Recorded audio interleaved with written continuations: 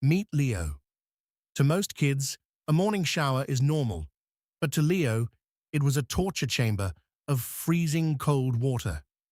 Every morning, he would ignore his mother's voice, choosing to stay in his messy room, exhausted from playing mobile games all night, whispering to himself that he only needed 5 more minutes.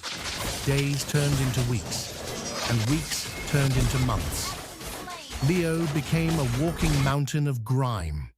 He didn't realize it, but the thicker the dirt became, the more he started to smell delicious, at least to the creatures that live in the dark. At school, his classmates plugged their noses, but the stench had attracted something far more dangerous. With a deafening crash, the ceiling shattered, and giant fly soldiers descended from the sky.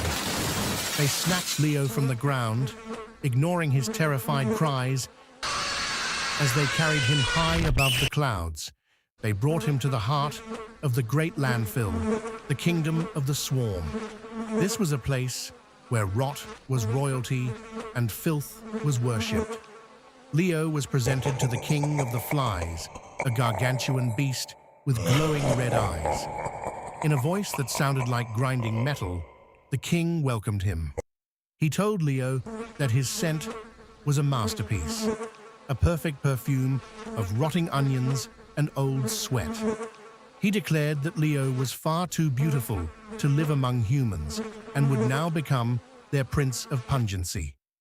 The king ordered a royal feast in his honor, but instead of pizza or burgers, Leo was served a plate of slimy, moldy trash and fermented waste.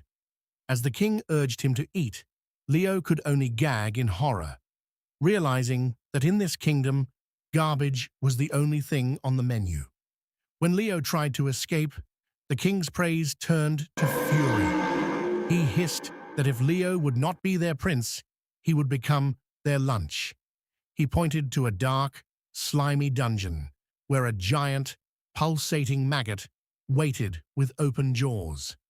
The king threatened to throw him into the pit to be eaten slowly for the next 10 years. Desperate and terrified, Leo screamed that he would finally take a bath, but his cries were drowned out by the buzzing of 1,000 wings. His dirty habit had finally caught up to him, and the nightmare was only just beginning. To be continued.